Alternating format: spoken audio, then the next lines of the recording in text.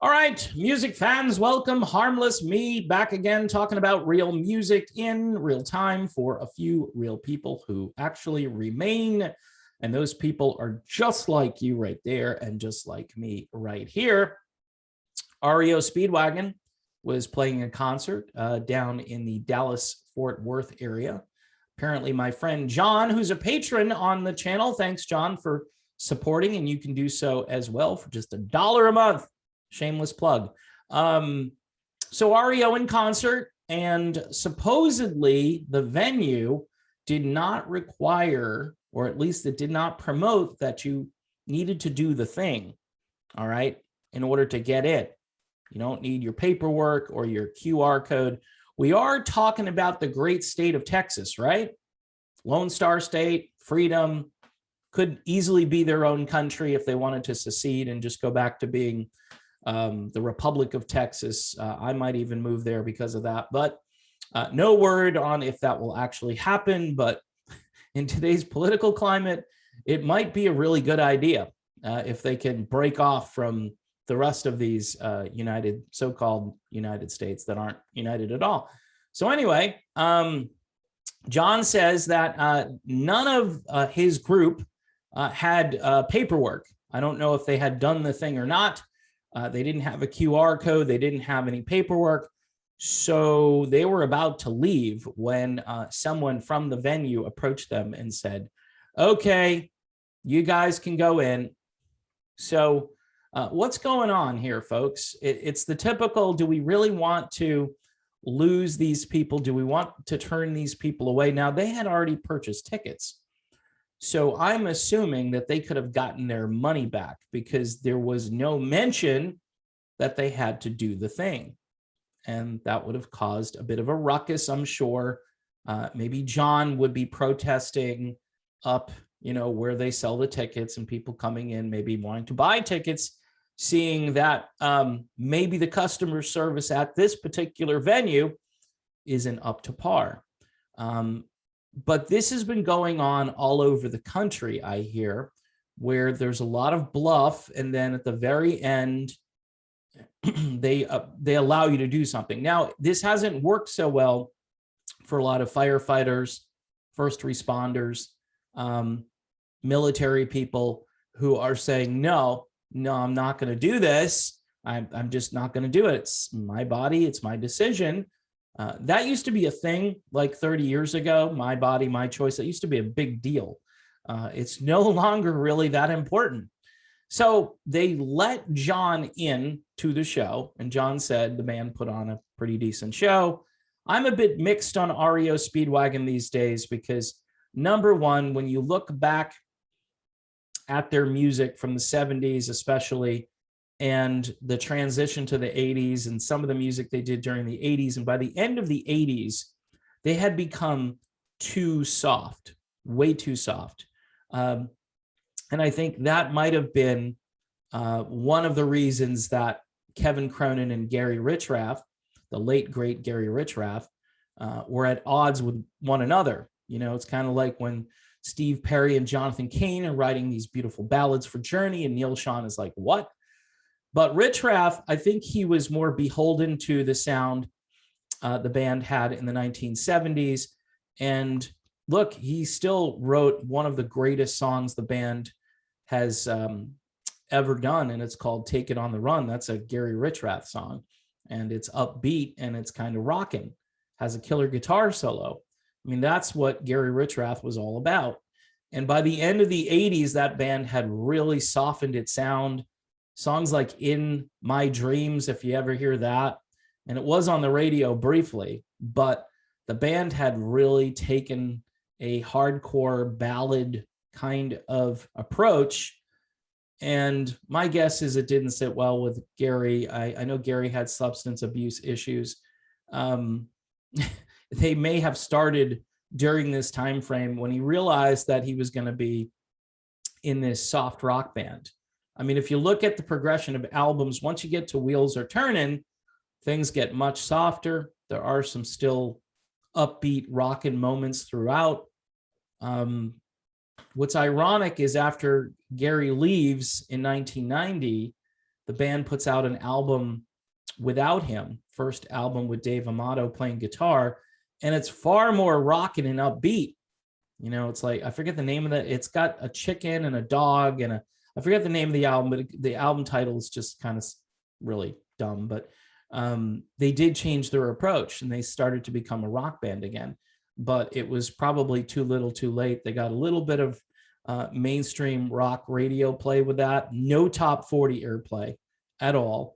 Of course, this was the beginning of the end for the good music, and soon the bad music would replace it.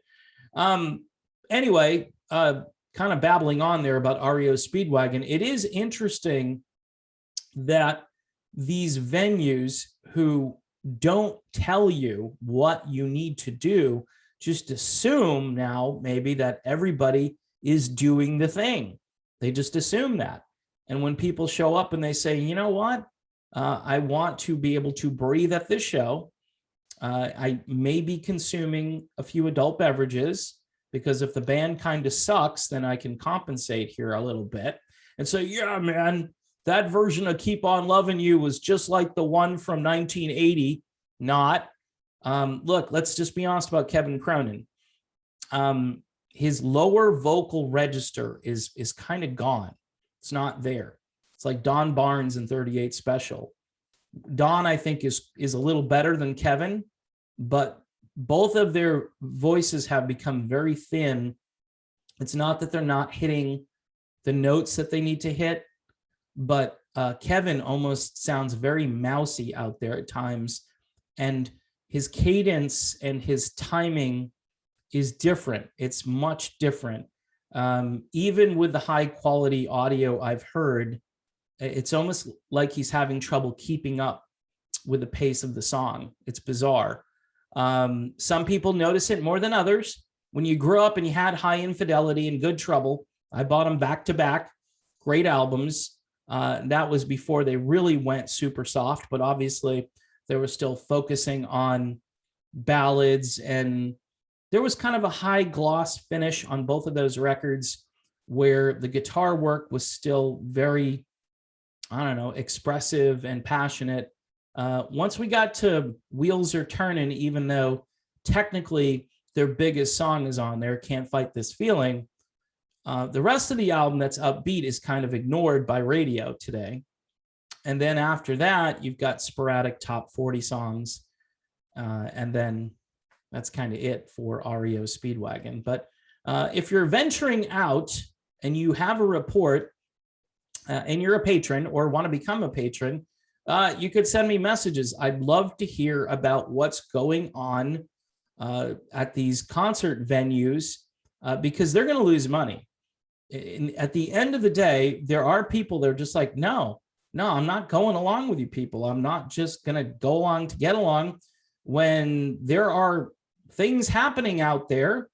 If you've checked out the sports world recently, like soccer specifically, and basketball and football and hockey, right? But especially in soccer, especially over in Europe, there have been some, well, shall we say, there have been many coincidences.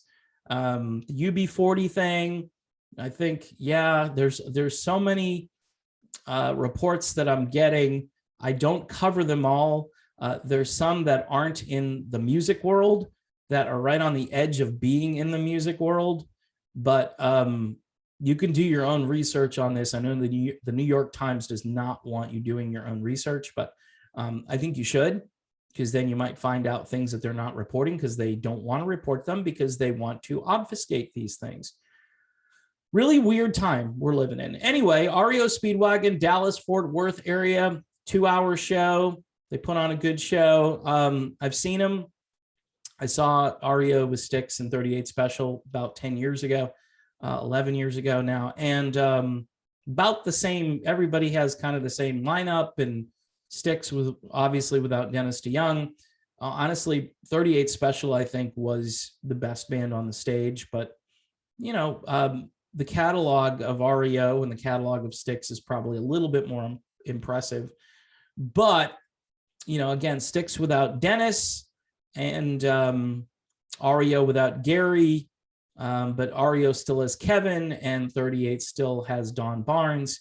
So again, if these bands ever team up again, might be a good show to go see. There's just a good feeling to be around people who share your common music interests, even though maybe the bands you're seeing aren't quite what they used to be. So that might be part of this communal, let's get out of the house experience, especially if we've been locked in for almost 2 years, some of us, or we're just afraid to go out there because of what might occur. I would take the chance, do some of the protocols that are available. And, you know, if you just don't want to go because it's a waste of money and time, and they have all these strict rules, then make a statement. Just say, nope, not going. I'll go when things get back to normal. But maybe you can make things normal by putting up a stink and getting ready to leave and have somebody from the venue go, okay, no, we were just kidding. No, you come on in. It'll be great. You'll have a great time. So that's it. That's the video. Thanks for watching. Patreon for $1 a month, $2 a month, whatever you can afford. And don't forget to subscribe to the channel, and I'll be back real soon.